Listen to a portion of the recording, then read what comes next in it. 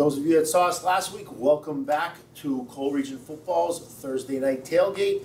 We're here to talk about all the action going on in the Anthracite Football League, and although it might feel like July outside, here we are in September. We got a week in the books, and a few weeks things are going to start to take shape. So we're going to start getting right into it and talk about week one.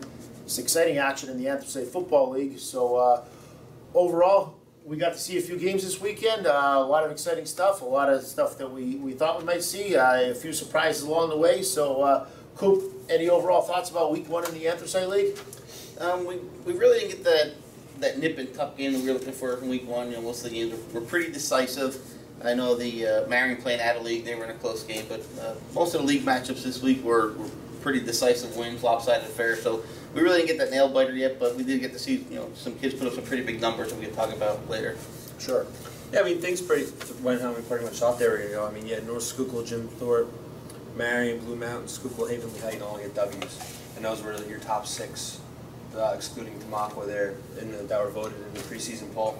So all six of them were favored, week one, and they all came out on top. So pretty much everything went the way they did, except for the Panther Valley Schuylkill Haven game, which we'll get into later. That was a little bit of a surprise, but yeah, everything pretty much went the way we thought it was going to go. Sure. Some of my opening thoughts from the weekend, we got to see a few games between the three of us, and then obviously we got reports on the rest. But the support was fantastic. The crowds were fantastic, and it's great to see these kids put in a ton of work in the off season. All summer long, really busting their butt, getting ready to play, and it was fantastic to see the support that they had opening night. So, there's 11 teams in the Anthracite League. At the end of the year, out of those 11 teams, half of them aren't going to have winning records. So, yeah. if you're one of those fans that were out there opening night, we applaud you. And what we're asking you is get out there throughout the year. Get out there, especially in week 7, 8, and 9, when those teams need you, because these kids deserve it. And there's really nothing like an Anthracite Football League game on a Friday night when you get those types of atmospheres that we had week one. It was very exciting to see, and hopefully that continues. We said we're going to shorten this up. We're 2 minutes in, and I'm already going on a rant. So we're going to get into the recaps right now. Try to keep things moving. First game we're going to talk about Marion going out of league, playing Williams Valley. Brad, you were there. Exciting game, and some things that we expected to see. Maybe a few surprises along the way. We knew Williams Valley was a tough team, but Marion looks good at opening weekend. Yeah, the big question with Marion was if they could stay healthy. How Snur would KJ Snur, quarterback last year, was hurt most of the season with a shoulder injury. How he would react to playing the tailback role and getting the ball out of his hands, and he pretty much showed that he reacted well. He played very well.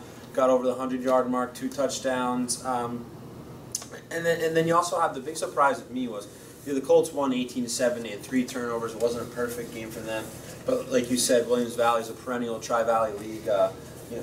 Always in that vying for a championship in that league up there. But the thing that impressed me the most was Marion's defensive line. I mean, they had 8 sacks on the night. They were in the Williams Valley backfield the whole time. Angelo Mascornick, the transfer from Shenandoah Valley, he was a threat on the offensive end, that wide receiver, but man, he was tough on defense. He was speed rushing off the side. I think he had 3 sacks. He was all over the field. He really Williams Valley never looked comfortable at all in the night. I think Marion really gave up only a few plays that were any kind of yardage to talk about. So that's what impressed me the most about that game. And I think if Marion can keep their front 5 there, 5, 6 that they rotated in healthy, it'll be a tough team to beat. Quick sidebar there. You mentioned Angelo Mascornick. Angelo Mascornick looks to 6'3". Yeah. About 200 pounds. Yeah, I would say he's listed 61.95, but he looks a lot bigger than that. He looks a lot bigger than that. Okay. One thing over the course of the year that we've been fortunate enough, we probably have we're over 1,000 Twitter followers. I think over 1,100, yes. And we've noticed that we've gotten some college coaches and assistant coaches, and especially Division III and Division II, and state schools. Check this kid out. Regardless of your level, I mean, he looks to me. You look at him; he looks like a Division I athlete. Yeah, he does. And I think he's a big year ahead of him. So exactly. If you're one of those guys that is at the next level, checking us out and looking for some guys to look at in the Anthracite League, he's certainly one you want to check out. What do you take from that Marion Williams Valley game? Like Brad said, just impressive Marion's overall defense. I think over 300 yards of total offense. So The score I think was a lot closer than the numbers might have indicated towards the end. It looked like Marion was in control that whole game. And Snur put up the big numbers. Switching from quarterback to tailback this year, put up huge numbers right off the bat. So they're obviously going to be a force in the AFL. All right, good. So Marion gets a Week 1 win, 18-7 over Williams Valley. They start out 1-0, exactly what they were looking for after last year. They wanted to start off the year strong. They stressed that, and they certainly did opening night. Moving on, second game we're going to talk about, Schuylkill Haven at Panther Valley. Schuylkill Haven went further in the playoffs last year into the States, further than any Anthracite Football League team. Panther Valley, with their new head coach Matt Davis, making his Anthracite Football League debut. And, let's face it, everybody had Haven pegged as, the big winner in this. And if you look at the final score, that might be what you think. But score is 19-12. PV had a long run that was nullified by a holding penalty, called back, and then turned the ball over. And Haven punched one in, and then a later punch one in. But bottom line, this was the game in the fourth quarter, and I don't think many people expected that. This was one of the surprises of the weekend. Haven showed a lot of what we expected, which is Will Casella. From what we were told, their quarterback Ryan Fink, who is also one of the best players in the Schuylkill League, in the Anthracite Football League, tough kid, and he didn't run the ball much, didn't throw the ball much. I'm not going to say it affected his play, but maybe affected how much he was involved. And PV was able to really hang tight, and it was an interesting game. It really was. Yeah, I mean, just like you said it. I mean, neither side really did anything fancy, I don't think, throughout the game. And I think that PV just, like we said last week, the goal for PV was to play tough, play hard, play smart. And they did that. Unfortunately, they had that play called back, and then they made the mistake of turning it over. Young and experienced teams, that happens a lot to them. And that's just the way the game of football is played. When you have an inexperienced team playing an experienced team, turnovers can really hurt you. That's what happened. That was the story of the game. And then Schuylkill Haven's senior laden team took over from there and did what they had to do to win, just like most good teams do. But Panther Valley, definitely impressive way to start. Strong start for them. Even though they didn't come out with a win, you gotta be. I don't know if you want to say happy, but encouraged. Moving forward, that your kid's stuck with a team that talented. Yeah, we got that. When we're on radio, we obviously share scores with everybody, and we got that halftime score of 13-6. And my reaction was, wow, Panther Valley's in this thing. They're playing tough. Only allowed 13 points in the first half, and like we said, a big step in the right direction for the Panthers. They showed a lot of heart. They played well. Still have to find another playmaker, I think, on offense. Yes. Ali Copabianca did a nice job running that offense and gaining most of the yards. Hit a couple of big pass plays, but still need to find a little more consistency to go along with him, I think, and that'll come with time. But overall, Casella still went over 100 on the day, still put up some nice numbers, but a lot of them came in the fourth quarter when Panthers a little bit worn down. But 13-6 at half and 19-12 with a chance to punch one in without the penalty, like we mentioned. So an encouraging start for Coach Davis, and and if those kids just match his passion and his excitement the whole year, I mean, they're going to be fine. Yeah, he's energetic guy. If they just play to his level, they'll be fine. Yeah, it was. That was the game that I was at this weekend. It was exciting, and on both sides. Let's face it, Haven, they go on the road, they get a win 34-12. So if you're Schuylkill Haven, that's what you want to do. So they accomplished their goal. They did exactly what they needed to do with the quarterback under the weather. So Haven accomplished their goal, and PV, I couldn't have been more impressed with their physicality. Most teams that we've seen in that situation when the score is 13-0, it has a tendency to snowball. Didn't happen. Came back, scored, made it a game. Was right there in the fourth quarter. So I think both teams got to feel pretty good about the outcome of that game and what they can take away from that. So Schuylkill Haven gets the win, 34-12 over Panther Valley. That's our second game of Week 1. Looking at game number 3. We have Lehighton at Monterey. Lehighton gets a win 47-12 in their Anthracite Football League debut. I remember last year, opening night, watching Lehighton up at Marion. And I remember tweeting out on our account saying, Lehighton, for anyone that doesn't know much about Lehighton, know that they're going to be a force right off the jump.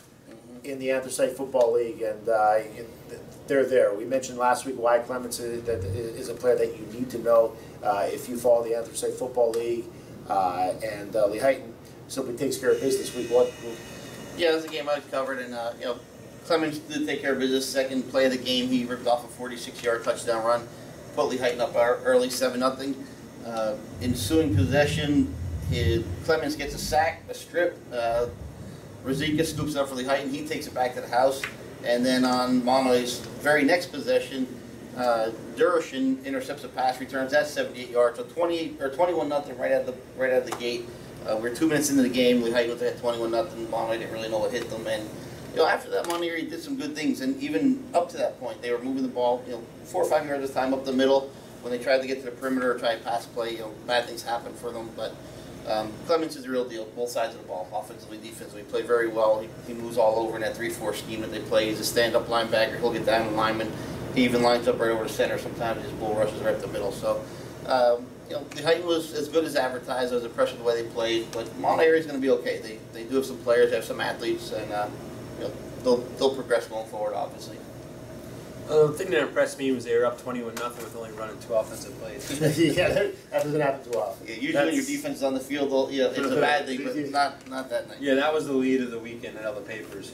Usually when your defense is on the field, that's a bad thing, but then it's like, well, not really heightened. Like, that was the catch. Right. That was the catchphrase with all the papers Sure. This weekend, and it's true. I mean, like I said, 21-0 with only 2 plays. Like Coop said, as good as advertised, they showed that they can be dominant on both sides of the football, and they're going to be someone so you're gonna have to come in and really out physical them, and be more physical. And there's only a handful of teams that may be able to do that this season. And Rosica, you mentioned him, and he's a kid. I don't want to say he gets lost in the shuffle, but you have a tendency to look at stats, and those are the kids you talk about. Mm-hmm. So we talk a lot about Clements and then their quarterback and Crum, and those are the guys that we always bring up. Rosica really is a heck of a player. Yeah, he really is, and you're gonna see him making some big plays throughout the year. And Marquis Spencer's a great player too for him. He's like one of their gritty guys, and he's one of the guys that does the dirty work inside for him. You know what I mean? So he's one of the leaders too. Yeah, we didn't get to see him throw the ball often because of the big lead, but right before halftime, Tyler Kant took a snap with 3 seconds left as the clock's expiring, do a little fade to Tyler Crum in the end zone. He goes up, gets it over the guy. So we didn't see much of the passing game, but you can tell when they need it, Tyler Crum's going to be a nice connection for them. So, yeah, they're going to be a very good team this year. Speaking of AFL debuts, Blue Mountain, just as impressive opening night, going up to Shenandoah, getting the 41-12 win, holding Shenandoah to just 103 total yards throughout the night. Blue Mountain, simply dominant opening night. Yeah, they did, and they did it with big plays. We talked last week a little bit about William Horn, but it was Dakota Robinson that actually emerged in that Blue Mountain backfield. Horn did have over 50 yards on just a handful of carries and 7 carries, but Dakota Robinson, 111 yards, only 5 carries, and I think 3 of them went for touchdowns. So that's pretty efficient. So they showed some big plays, with Dakota Robinson, Will Horn, and obviously came out of the gates and got a great opening day win. And I believe the Blue Mountain coach said this first time they started 1-0 in a long time. Yeah, because they've been playing a very tough conference. So Blue Mountain, they have a big one coming up. We'll talk more about that later. Sure. Yeah, I think they had 4 or 5 guys that all rushed for 50 yards. Yeah, they were. Anytime you have that kind of stable running backs, you're good to go. And they just were. I mean, I think we all knew that Shenandoah was kind of outmatched in that game. And Blue Mountain's big. They're strong. They're going to be big and strong every year. That's just the way they are in every sport that they have. Yeah, you look at the size of the roster, and when you have, like you mentioned, the stable running backs, and there's a number of kids there that obviously can play, and especially as the game goes on, that really really is a huge advantage for them. It's every sport for them. It's not just football. Yeah, absolutely. Yeah, they get it done every year. So also mentioned quickly for Blue Mountain, also Sean Greenwald, who's their new quarterback this year. 99 yards of his own rushing. Again, they didn't throw much, but for Shenandoah, Ian McCole had a proficient day throwing the football and over about 125 yards, threw a touchdown pass, and he lost his big target. We talked about him scoring and transfer to Marion, but Joel Santana did a nice job stepping into the lead receiver role. He went over 100 yards receiving in that game. So Shenandoah showed a few weapons, but like Brad said, just outmatched in this one. Yeah, I get the feeling that we'll be hearing a lot about those two throughout the year. For Shenandoah, it looks like they're going to kind of build off that and hopefully have some other players emerge. So Blue Mountain gets a big win in their debut, 41-12 at Shenandoah. Our next game, Jim Thorpe at Minersville. Jim Thorpe at Minersville, you know, we kind of talked about, well, obviously we talked about this last week, but I kind of thought maybe this was a game that Minersville at home, opening night, a lot of guys back, they were young last year, thought they might be able to hang a little bit. And they kind of, I don't want to say they hung, but it just was a gradual increase. And, you know, next thing you know, the game's out of reach. And Jim Thorpe proved once again that they got a lot of weapons that you got to deal with, and they're defending AFL champs for a reason. It looks like they're using the same recipe they used last year. Bend but don't break defense, get big plays defensively when they have to, and then offensively, throw the kitchen sink at you. And when you have 5 or 6 guys that are fast, who can catch the ball in the backfield, that can run the football, can make cuts, I mean, you're going to compete. And you know, it's just it's interesting to see how much Jim Thorpe has changed over the years. A lot of like all these other teams have. And now, I'm sorry, is Coach Miller the offensive coordinator now? Coach, Frank Miller. Yeah, and it is. I mean, obviously doing a great job. Getting these playmakers the ball in space where they're able to do some things and play to their advantages. And I remember talking to Coach Miller before the season.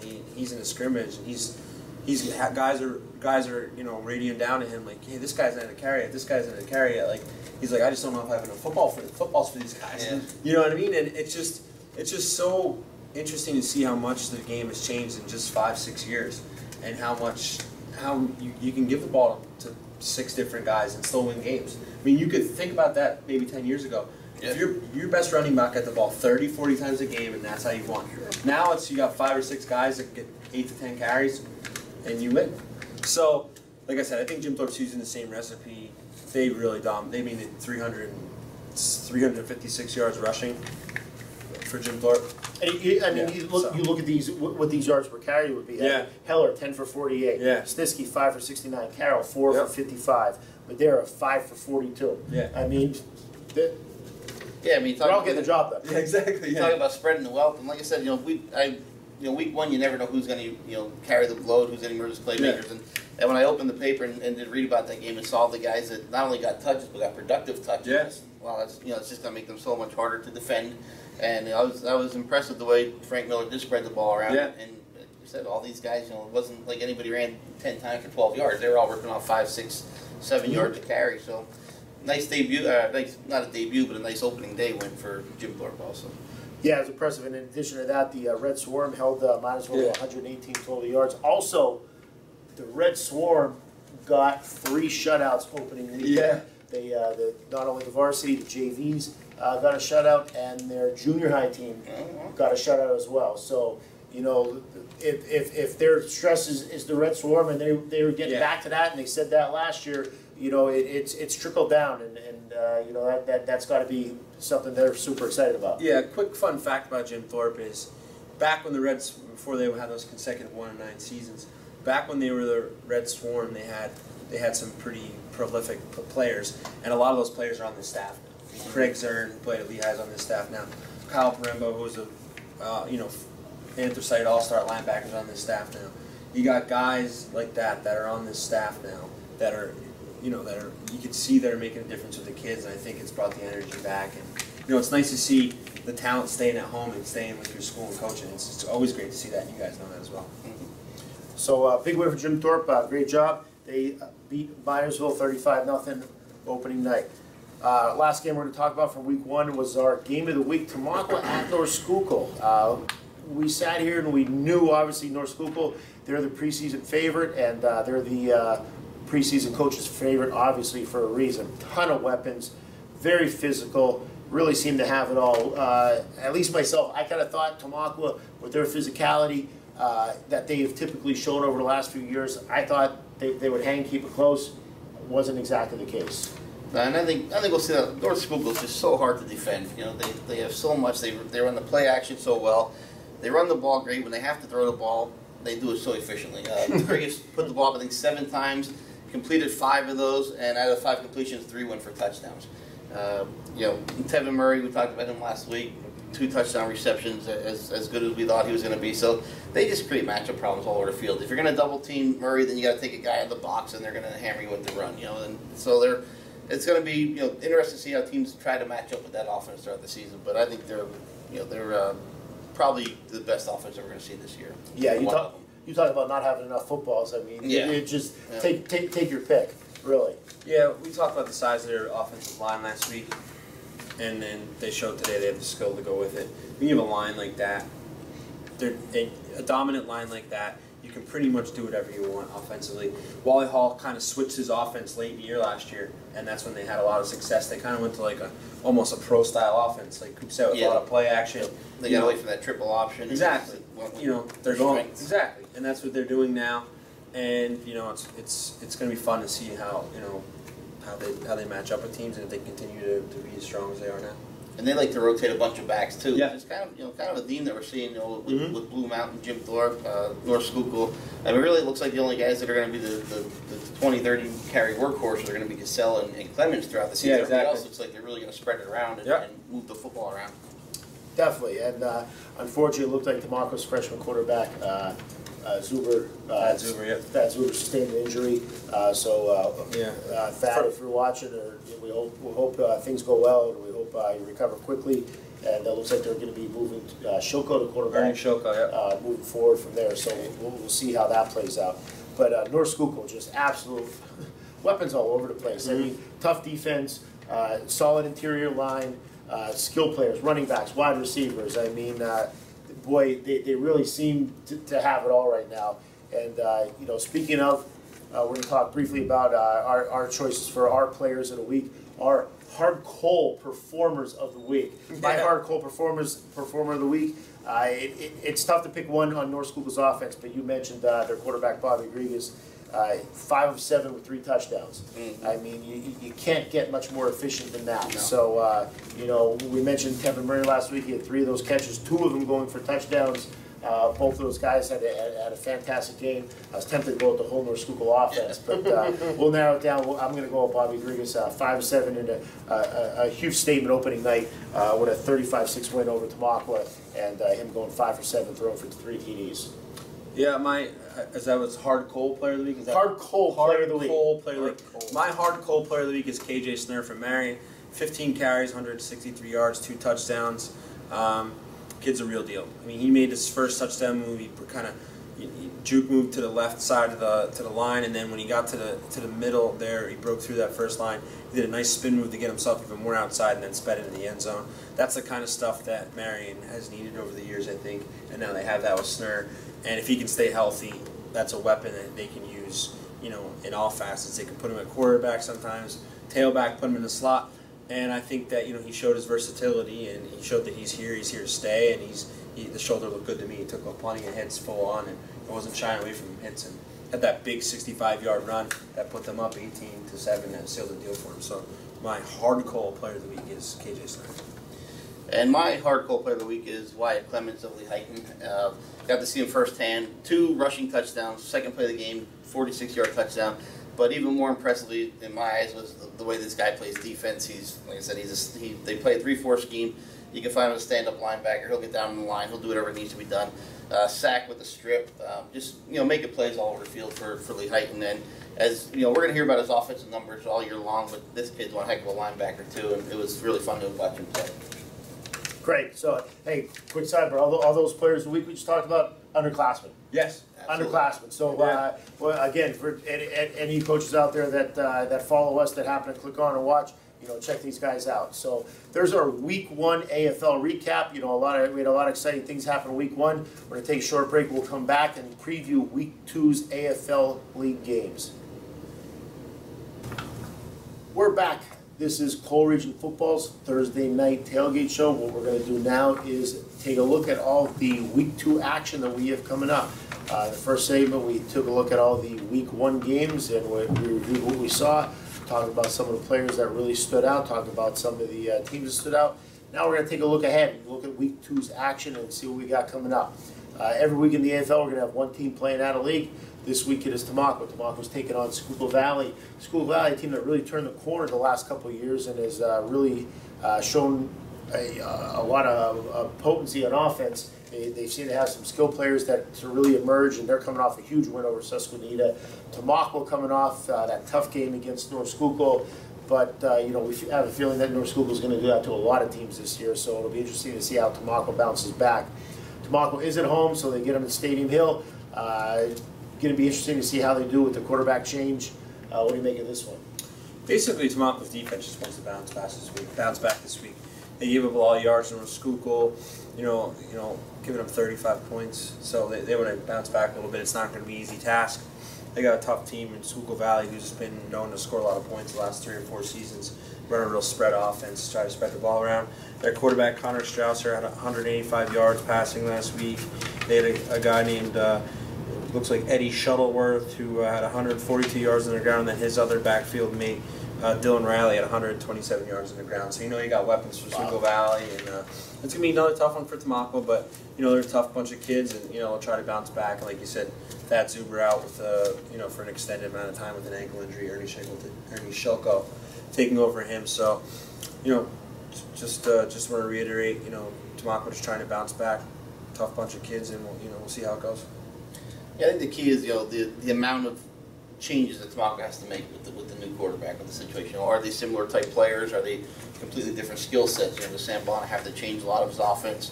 What do they need to do to get back together? And this is a tough game for them, but it's a way to to see where you got to go to get ready for your next AFL opponent, and the changes that they will have to make, and what kind of offense they're going to bring this weekend with the new quarterback. And talking about those changes, that's sometimes a point that's, I don't want to say overlooked, but underrated. I mean, it's not like you're bringing a kid off the sideline and simply replacing the quarterback. Mm-hmm. You're taking your running back, putting him at quarterback. So now you have a new quarterback. Now you have a new running back. So changes is the key word there. It's a lot of changes, and you have about 4 days to roll with those changes, because you got to assume.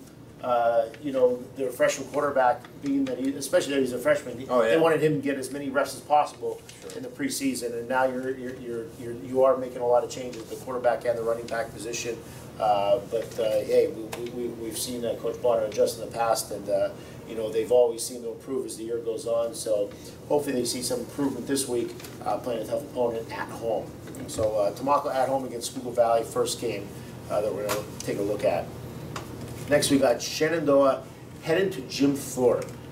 We talked about this last year. We're going to talk about this again. Schedule makers not doing Shenandoah any favors. They open up against Blue Mountain, who was raring to go in their AFL debut. Now they're going to take on the defending AFL champs at home. Red Swarm's going to be ready to go. Shenandoah's going to go on the road. So Shenandoah's got their work cut out for them this week. Yeah, they really do, and the way we mentioned all those weapons that are emerging all of a sudden from Jim Thorpe, and the way they're using 4 or 5 different guys in the backfield and spreading the ball around. Shenandoah, they kind of the same thing they saw last week with Blue Mountain. Blue Mountain spread the ball around a lot, used a lot of different guys. So same thing, they got to obviously get better defensively. They got to get some stops and get the ball in Ian McCall's hands as much as you can. Because he'll make some things happen, but you got to keep him in the game, and you got to be able to play defense. Yeah, Shenandoah gave up a ton of rushing yards last week, 366 yards. Jim Thorpe had just 10 yards shy of that, 356. So you're gonna look at, Rosenberger is going to look to exploit that. They're going to come running the football. They're going to give it to a bunch of different guys.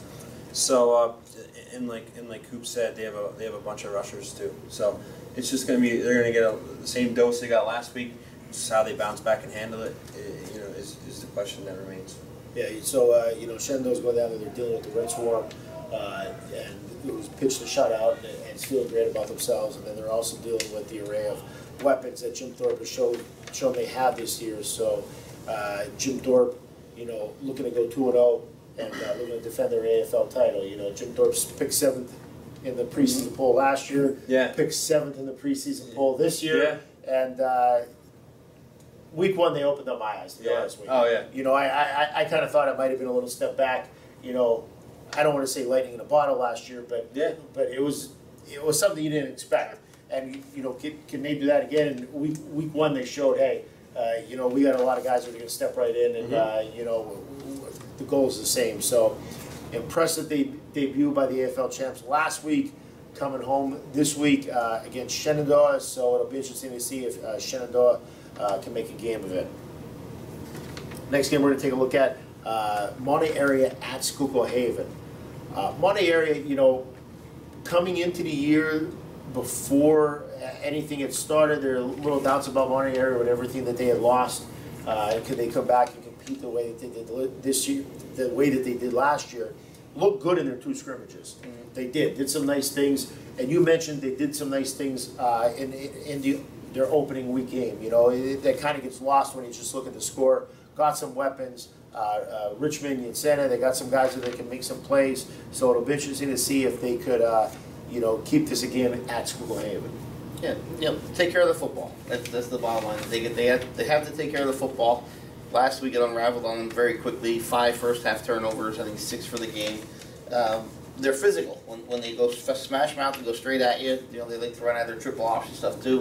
When they use Dolsky and pound the ball up the middle, they get 4 or 5 yards and they do some good things. But overall, you just have to take care of the football and and obviously play a little bit better defense. And not a picnic for them either. Opening with Highton and Schuylkill Haven back to back. They're going to see 2 bruising running backs. They saw Clemens last week. They'll see Casella this week. So, but take care of the ball. Try to keep those guys off the field, and they maybe can stay in this one. Yeah, I wouldn't want to be mono this week after.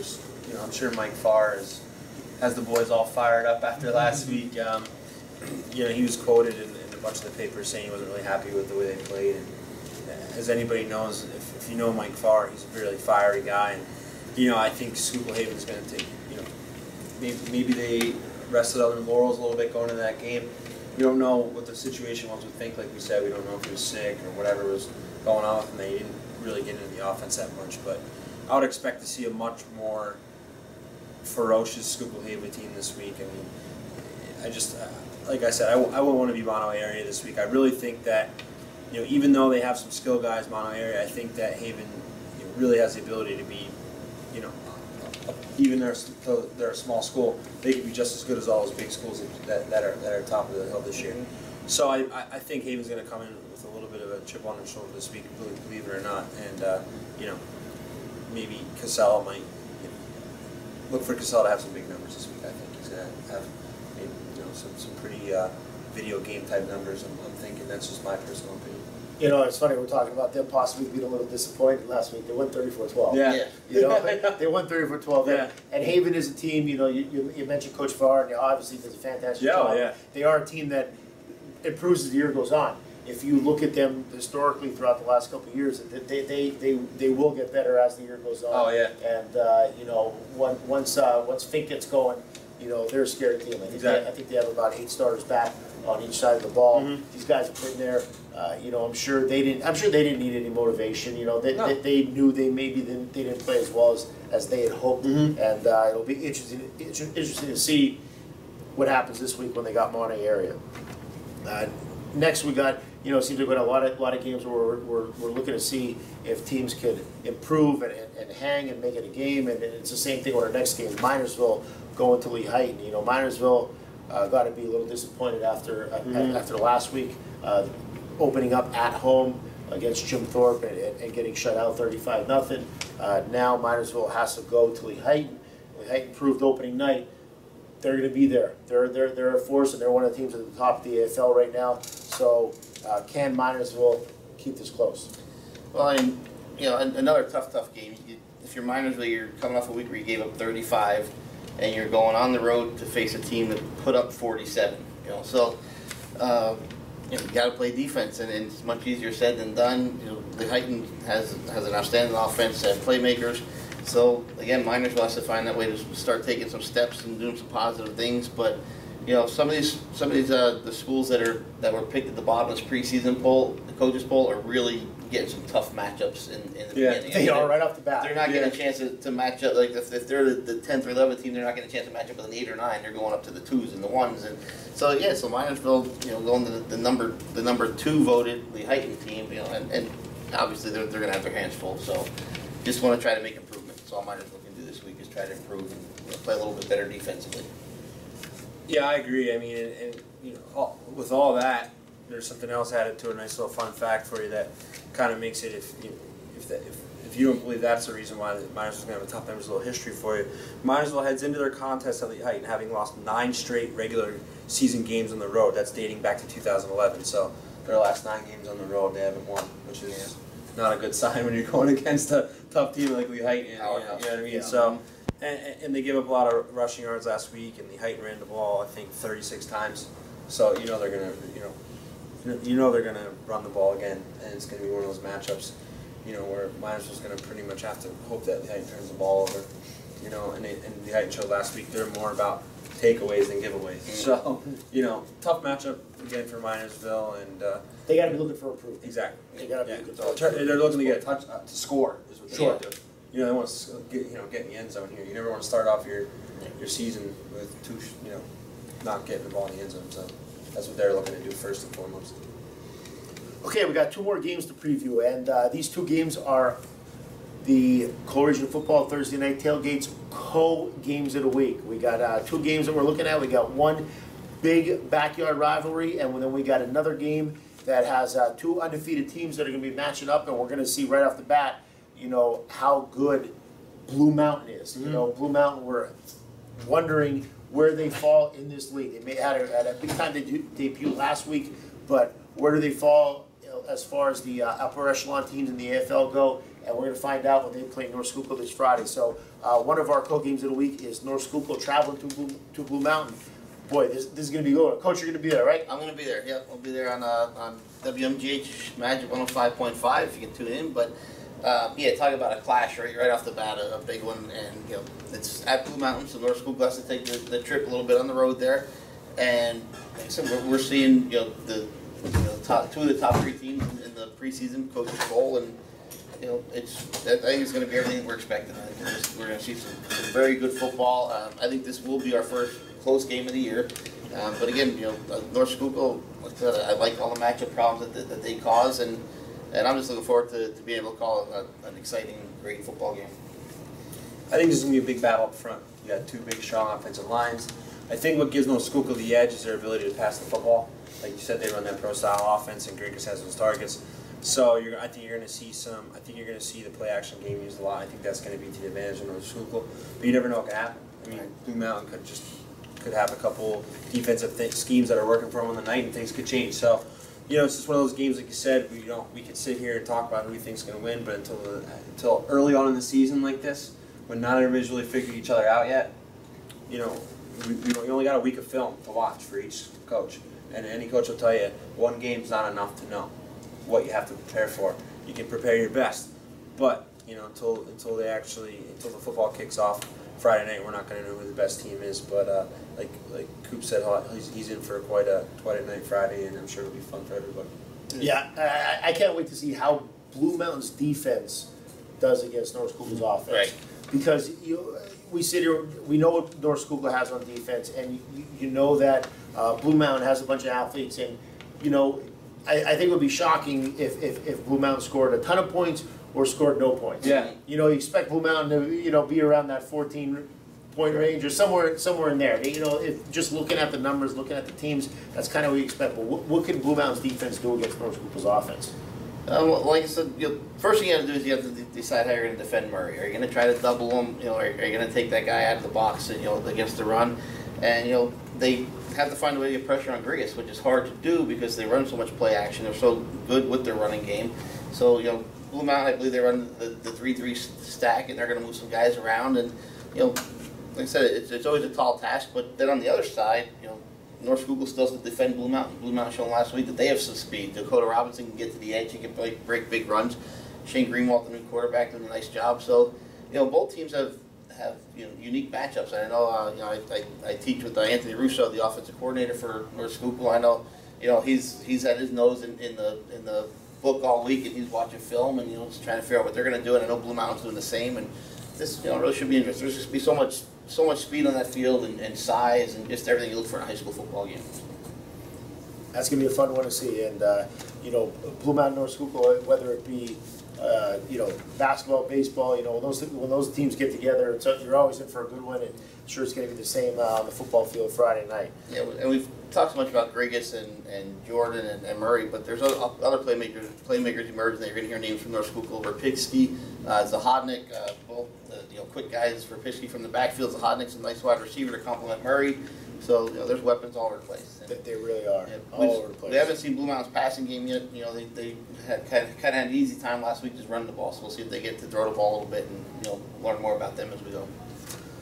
Okay, so our final game of the week is our other co-game of the week.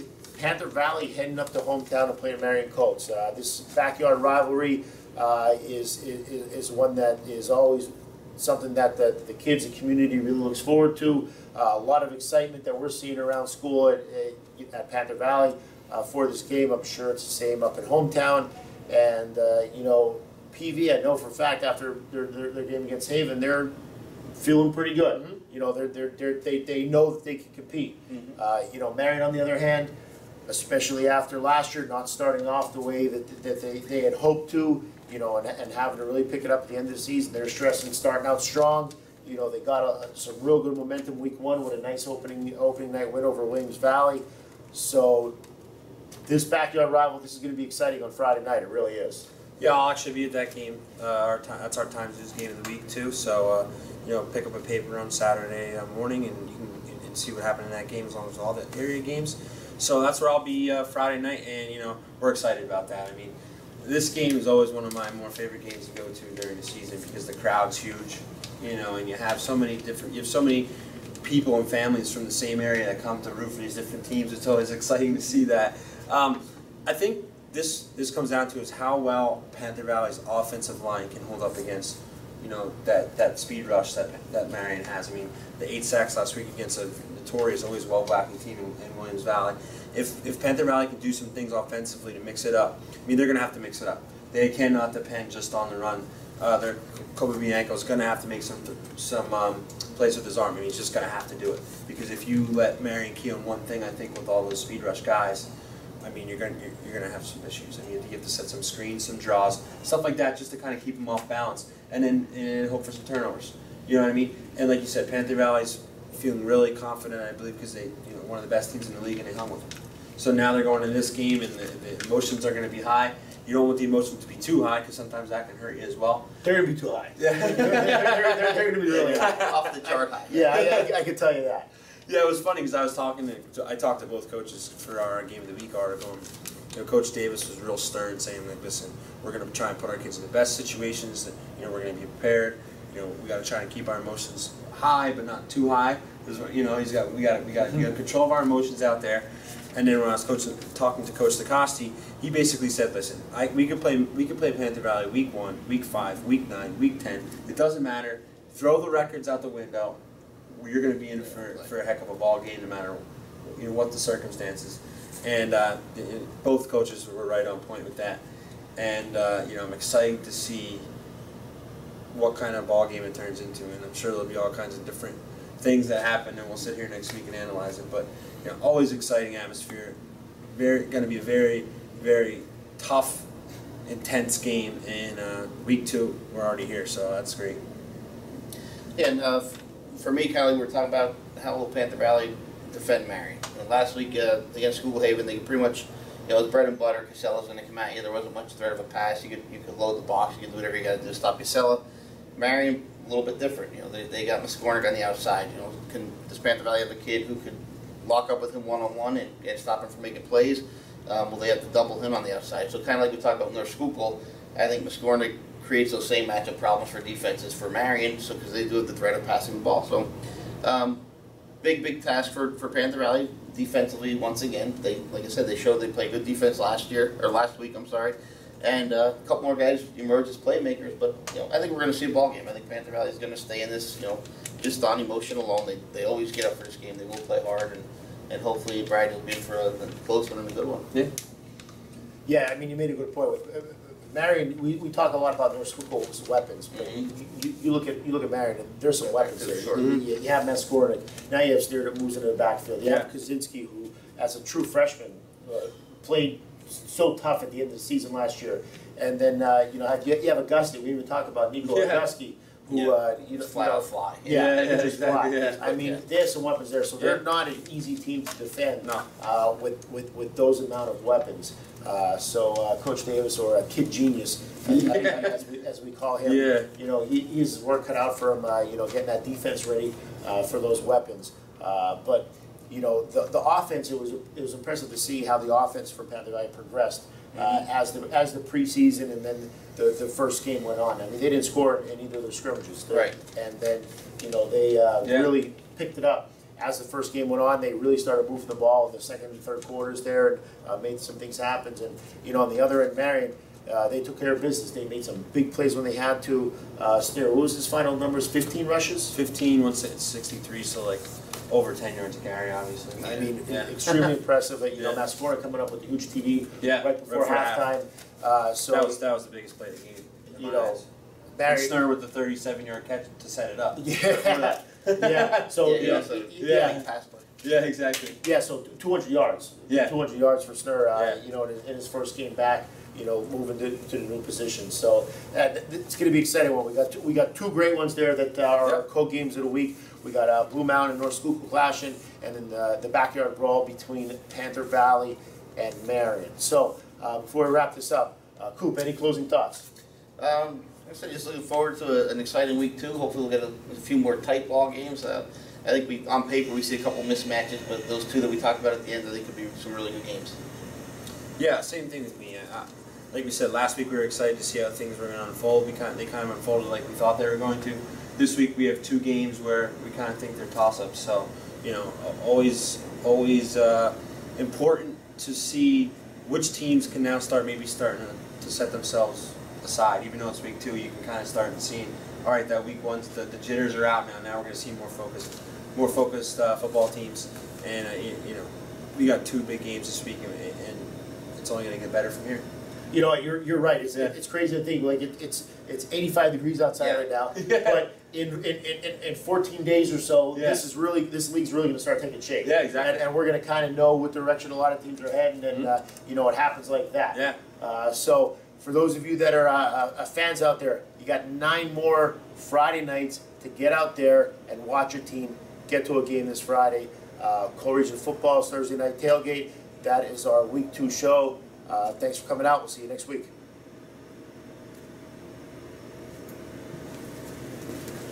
All right, I think that was cool. Yeah. Yep. I see.